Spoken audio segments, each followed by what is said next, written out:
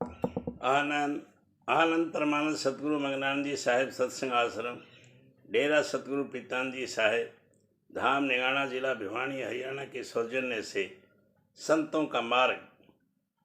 असल में संतों के मत की रीति और वेद मत की रीति में विरोध नहीं है, पर सिद्धांत संतों का वेद के सिद्धांत से बहुत ऊंचा है।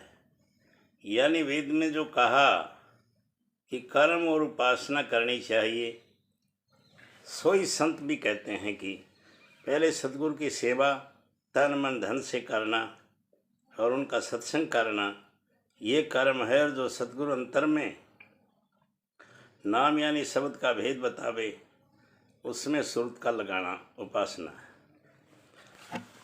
वेद में जीव और ईश्वर के 3 स्वरूप लिखे हैं, यानी विश्व, तेजस और प्राण। ये 3 रूप जीव के और वैराट, हिरण्यगर्भ और अवाकृत, ये 3 रूप ईश्वर के हैं। हाल के ज्ञानी ईश्वर को नहीं मानते। उनका कहना है कि एक जमात का नाम गल्ला है या 1000 आदमियों की फौज को पलटन कहा, ऐसे ईश्वर को समझते हैं। जब अलहदा अलहदा हो गए फिर वह नाम भी जाता रहा। इस हिसाब से ईश्वर कहाँ रहा?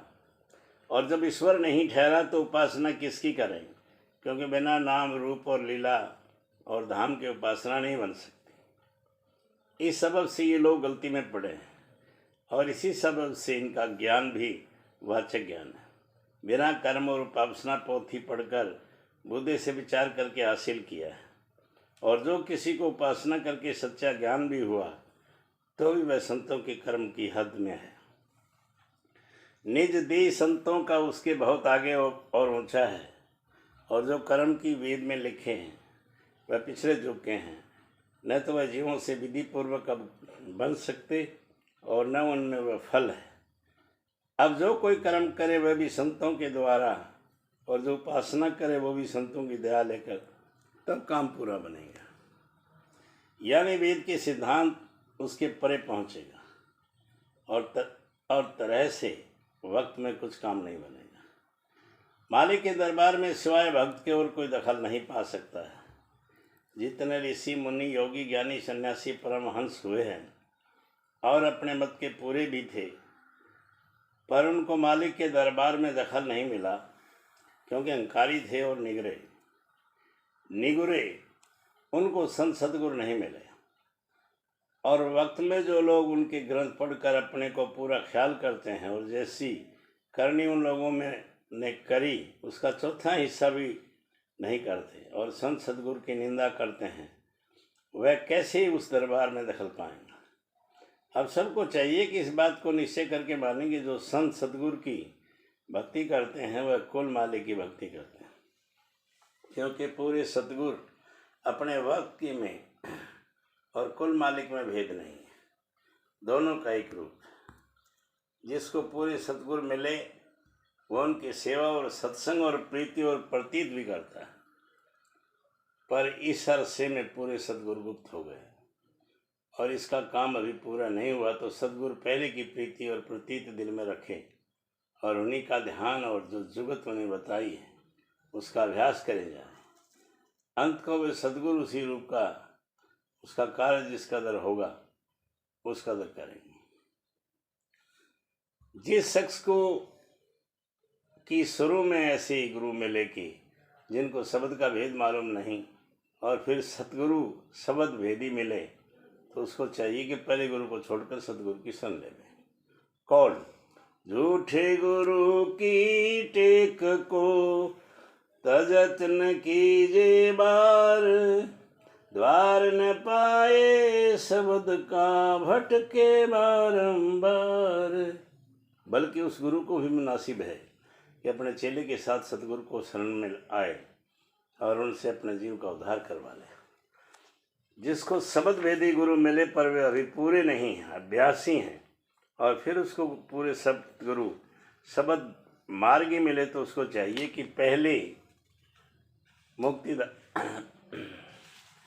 पहले गुरु को पूरे सतगुरु का दखल समझकर सतगुरु की शरण लेवे, और उसके गुरु को भी जरूर है कि वह चेले का संग देवे और सतगुरु की शरण लेवे। और जो वे ईर्ष्यावान या अहंकारी है तो वह शरण में ना आएंगे। तो चेले को चाहिए कि उनसे कुछ गर्ज और मतलब न रखे, आप पूरे सतगुरु की शरण में आवे।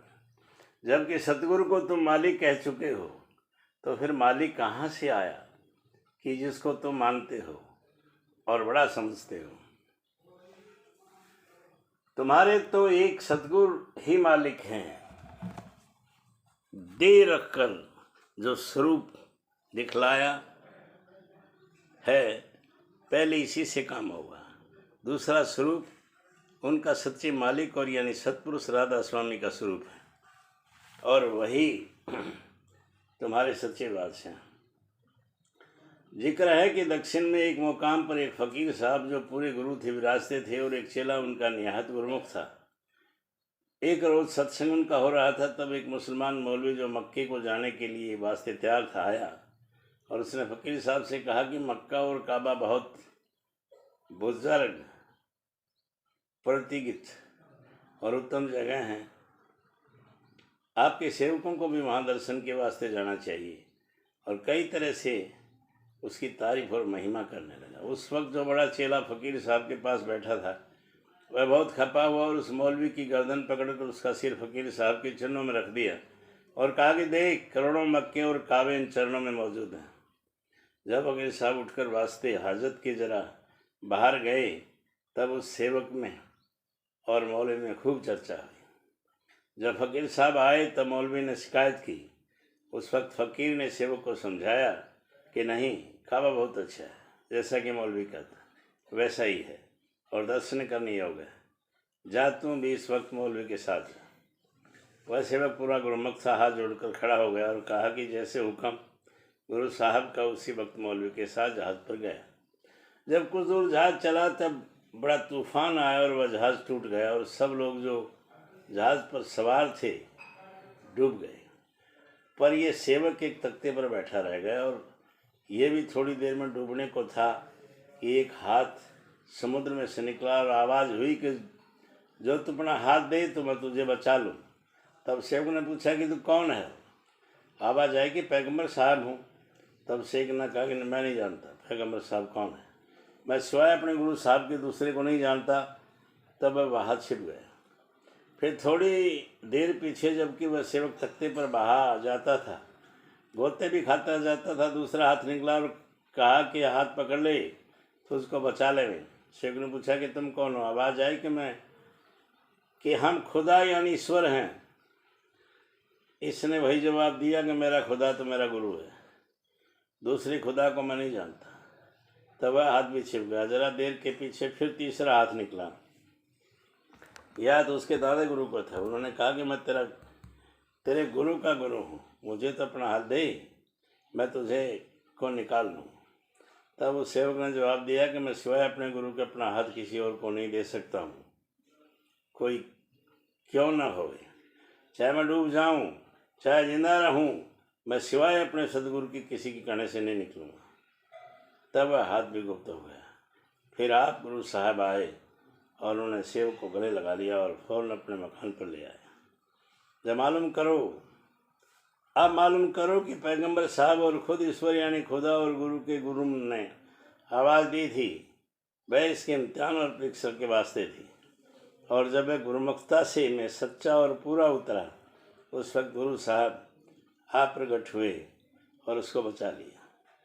अब जीवों को चाहिए कि जहाँ तक बने इस तरह की मजबूत और सच्ची प्रीति और प्रति सदगुरु की करें। जो पतिव्रता स्त्री है वह सिवाय अपने पति के किसी को मर्द नहीं जानती और सबको नामर्द समझती और यानी नपुंसक जानती, बल्कि अपने माँ बाप की भी प्रीति भूल जाती। ऐसे ही जो सतगुरु के सेवक हैं उनको भी चाहिए कि सिवाय अपने सतगुरु के और किसी को अपना मालिक और मुक्तिदाता न समझें। जो पिछले संत हुए उनको जब तक मानो कि जब तक उनको अपने वक्त के पूरे सतगुरु नहीं मिले, और जब सतगुरु मिल जाएं फिर पतिव्रता की तरह जो कुछ समझे उन्हीं को समझें और दूसरों पर हाव न लाएं। जो कि बिचौलिया होते हैं वह सगाई और शादी कराकर स्त्री और पुरुष को मिला देते हैं और उस स्त्री को समझाते हैं कि देख, तो सिवाय अपने पति की और किसी से प्रीति मत करियो, और हमसे भी इतनी भी प्रीति रखकर जैसे औरों से बरतती है। इस तरह महापुरुष और पिछले संत हुए कि उन्होंने बिचौलिया का काम किया, यानी वचन और ग्रंथों में लिख गए कि पूरे सदगुरु की खोज करके उनकी शरण पढ़ो। जिन्होंने अपने वचन माने और सदगुरु पूरा खोज कर उनकी शरण ली, उनको चाहिए कि अब सदगुरु को ही अपना मालिक और पति समझें। आनंद आनंद।